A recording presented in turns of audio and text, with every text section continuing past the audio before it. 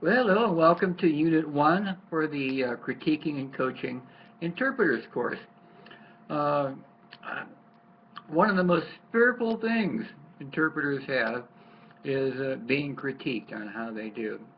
I remember years and years ago, back in the 1970s, I got my very first job as a seasonal interpretive naturalist with Mohegan State Park in Ohio. And we go through all the training and how to lead a hike and how to do a program and all the usual stuff.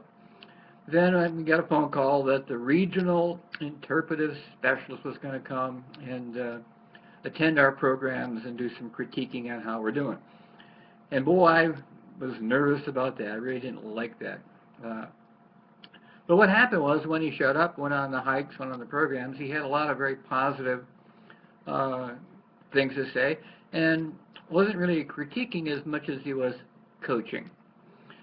So he would say things like, well, when a person asked you a question on the hike, you turned around and answered him, but you probably would be best if you stopped and repeated the question for the whole tour group and then gave the answer. That way everybody would know what it was you were talking about. Or it gave me ideas about where the best place to stand was. So when I was leading an interpretive walk, I should go, past where my stop was and then stop my group, then go back to the middle and interpret from there so everybody could see.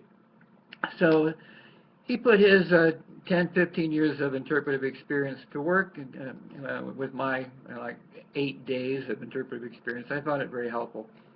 So coaching and critiquing is a skill, it's psychology, and it's knowing what you're going to actually be critiquing.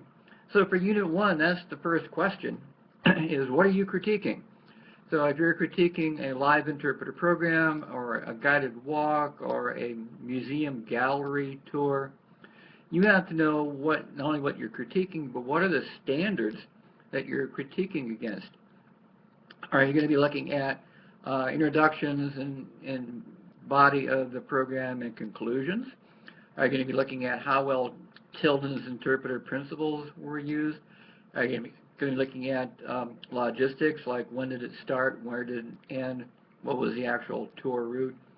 So just exactly what is it that you're going to be critiquing?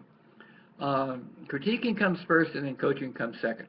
Critiquing is when you find there's some issues that might need improvement, and then coaching are all the different ways you can to communicate your ideas with the person who you're coaching.